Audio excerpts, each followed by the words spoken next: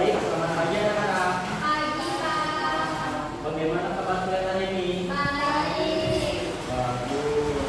Sebelum mulai pembelajaran kita pada pagi hari ini, marilah kita berdoa menurut agama dan kepercayaan kita masing-masing. Di sini Bapak ingin menunjuk Maulana bagi memimpin doa kita pada pagi hari ini.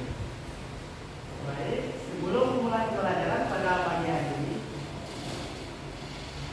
marilah kita berdoa menurut agama dan kepercayaan kita masing-masing. Dan doa dimulai. Doa dimulai. Baik.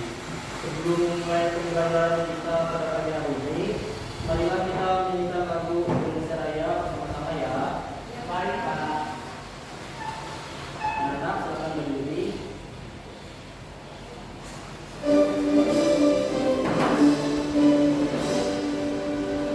Indonesia airku, tanahku padaku.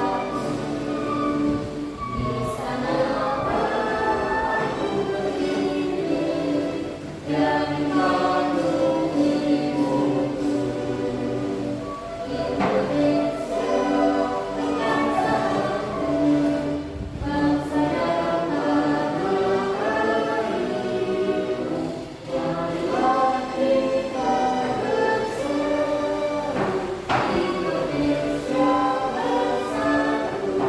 bersatu. Hiduplah Prabowo, hiduplah bangsaku semuanya. Bangsa jiwa yang korbankan untuk Indonesia Raya. Indonesia merdeka, merdeka, tanahku negeriku yang kucinta. Indonesia merdeka, merdeka, hiduplah Indonesia Raya. Indonesia merdeka, merdeka, tanahku negeriku yang kucinta. Indonesia merdeka, merdeka, hiduplah Indonesia Raya.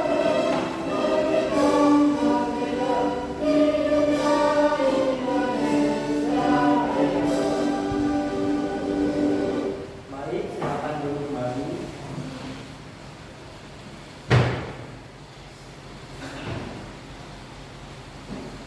Untuk hari ini, apakah dari kalian ada yang tidak hadir? Ada semua, Pak. Bagus, hadir semua. Untuk materi minggu lalu, apakah kalian ada yang masih ingat? Pancasila, Pak. Oke, Pancasila. Maulana, apa itu Pancasila sila ketiga?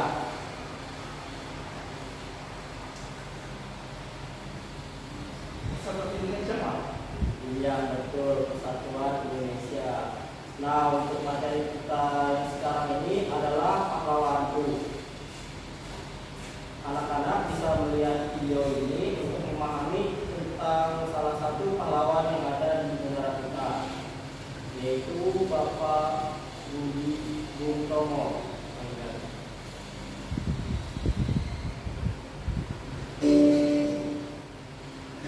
Halo semua, apa kabarnya? Semoga kalian saudara saja. Nah, kali ini kita akan membahas Bung Tomo dan peranannya pada pertempuran Surabaya 10 November 1945.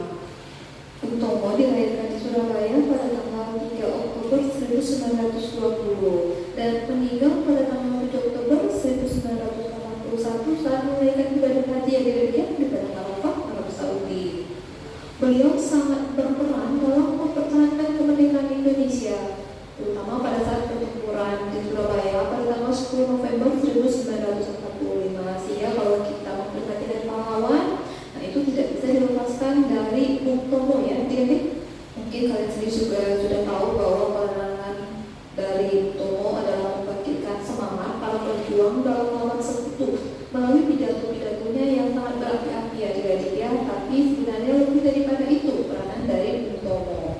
Nah, kita lihat dulu bersama bahwa pertempuran Surabaya 10 November 1945 merupakan pertempuran melawan pasukan asing pertama dan terbesar setelah Indonesia merdeka ya. Jadi setelah proklamasi kemerdekaan kemerdekaan Indonesia 1945. Oke, sekarang kita lihat kronologisnya adik-adik ya, bahwa pada tanggal 25 September 1945 tentara Inggris mendarat di Jakarta, dan sekutu ini membonceng Ninja, di mana tentara Inggris bergabung dengan Ninja yang bertujuan untuk melucuti tentara Jepang, memulangkan kembali tentara Jepang ke negaranya, juga membantu membebaskan tawanan perang yang ditahan oleh Jepang. Tetapi ternyata diam-diam Belanda ingin menguasai Indonesia kembali adik-adik, sementara kan Indonesia sudah merdeka. Ya, 10 November 1945 dilatar belakangi oleh beberapa hal ya adik-adik. Nah, yang pertama adalah ketika Bung Tomo itu berkunjung ke Jakarta pada bulan Oktober 1945, dan beliau menyaksikan sendiri bahwa bendera Belanda itu berkibar di tangsi-tangsi militer bekas Jepang adik-adiknya. Bahkan pasukan sekutu bebas membentang pasukan Indonesia. Nah, ini membuat Bung Tomo merasa kecewa. Sementara Soekarno-Hatta memilih jalan diplomasi karena merasa bahwa pasukan Indonesia ini minim pasukan untuk senjata ya.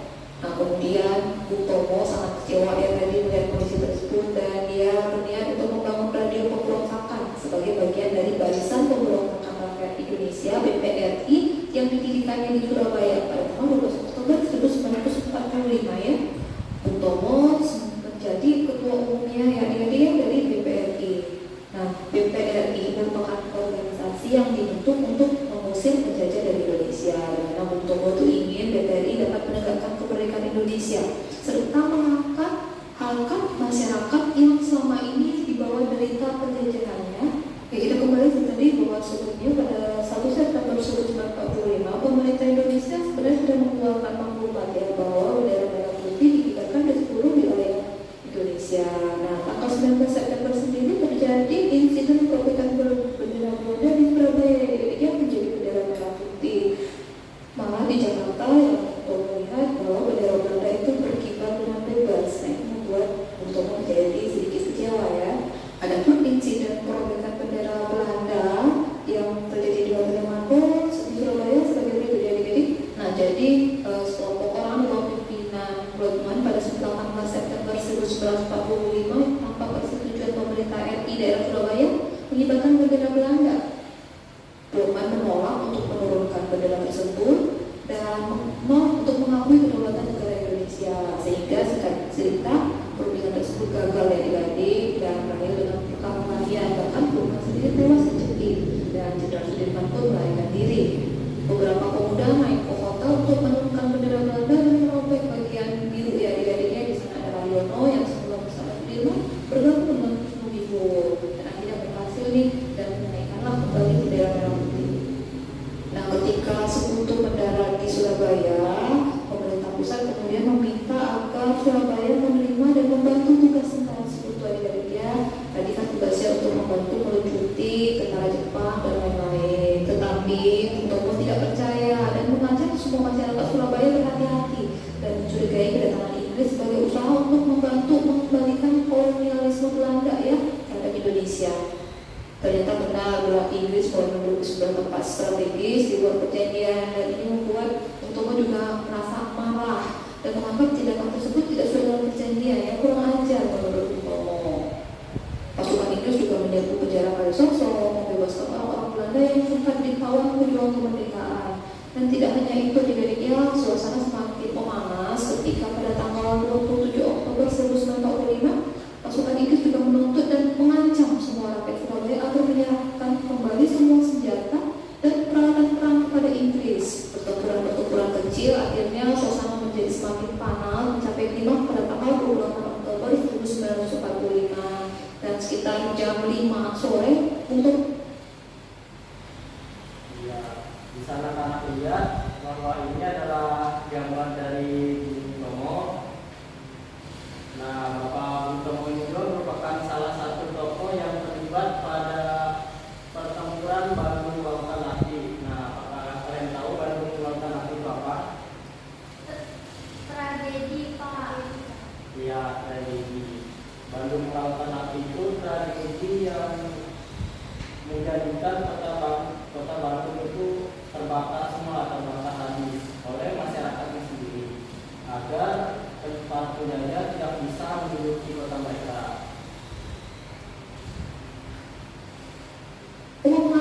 semua rakyat Surabaya untuk merapatkan barisan, mengambil tindakan tegas terhadap Inggris ya adik-adik. Nah selanjutnya pada tanggal 30 Oktober 1945 Brigjen Malabi tewas, terjadi baku tembak dan kematian Malabi menjadi awal mula terjadi peperangan yang lebih dahsyat adik-adik ya. Dan Sekutu pun mengeluarkan ultimatum agar seluruh senjata yang ada di Surabaya diserahkan sebelum jam 6. Dan dalam waktu 1 hari Surabaya harus diserahkan pada pihak Inggris. Dan parahnya lagi meminta masyarakat Surabaya bertanggung jawab atas tewasnya Malabi adik-adik. Nah juga di ultimatum agar anak-anak dan wanita harus sudah meninggalkan kota sebelum jam 7 malam. Nah, bila tidak dipatuhi, Inggris akan menyerang Surabaya pada tanggal 10 November dari darat, laut, dan udara. Ketika situasi sudah semakin runyam seperti itu adik-adiknya, para pemimpin Surabaya termasuk Utomo meminta keputusan Soekarno ya, jadi pemerintah pusat apa yang dilakukan, dan pemerintah pusat menyerahkan keputusan sepenuhnya kepada seluruh rakyat Surabaya. Nah ini membuat Utomo kemudian mengambil keputusan untuk melawan pasukan Inggris ya. Utomo mengajak semua rakyat Surabaya untuk menyatukan tekad jam 6 sore dan TKR dan pemuda untuk menekan sumpah kedaulatan tekad. Nah selanjutnya adik-adik Utomo pun mengusulkan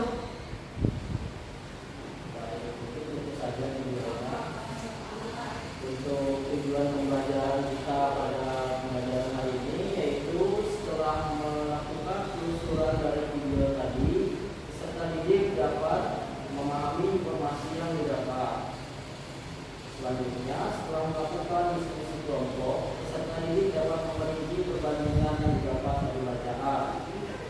Selanjutnya, setelah melakukan diskusi kelompok, peserta didik dapat memberi contoh kepahlawanan yang mencerminkan makna sila Pancasila yang tepat.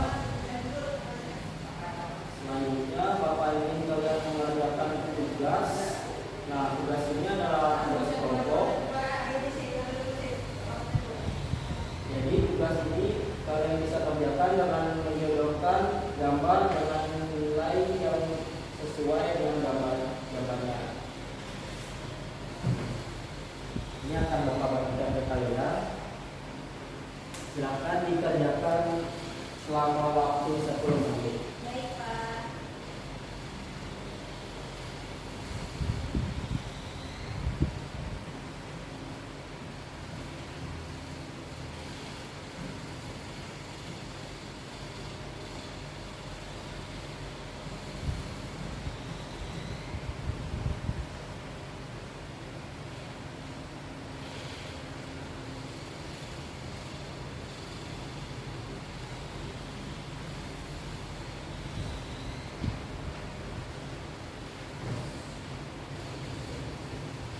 Apakah kalian sudah mengerjakannya?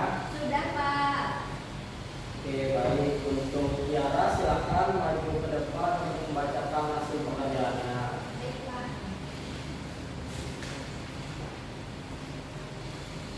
Pada tabel di depan, ada seorang anak mengerjakan bendera seorang ibu. Rekannya yaitu berani berkata jujur dan membela kebenaran. Ya, betul.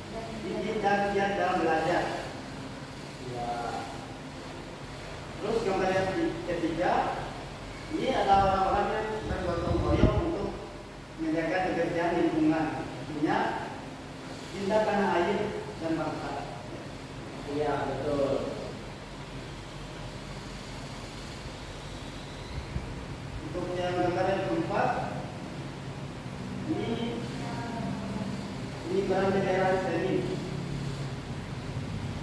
Dalam berkorban jadi pendidikan bersama. Ya, bagus Pak Maulana. Mari kita berikan aplaus untuk Maulana. Baik, ternyata murid-murid dan anak-anak sudah bisa memahami pelajaran hari ini. Itu menandakan bahwa pembelajaran yang Bapak berikan sudah berhasil ke kalian. Selanjutnya, untuk kesimpulan pembelajaran kita pagi hari ini, yaitu menghargai jasa pahlawan adalah sebuah kewajiban yang perlu dilakukan oleh masyarakat Indonesia di zaman sekarang. Sebab berkat jasa para pahlawan, saat ini kita bisa merasakan kebebasan dan terlepas dari segala penderitaan yang dilakukan oleh para penjajah. Baik, kiranya itu pembelajaran yang dapat saya sampaikan pada pagi hari ini. Kurang dan lebihnya mohon maaf. Untuk pembelajaran kita pada pagi hari ini, silakan Maulana untuk doakan dulu. Sebelum kita mengakhiri pembelajaran ini, teman-teman, marilah kita berdoa menurut bagaimana kita masing-masing dan mulai. Berdoa.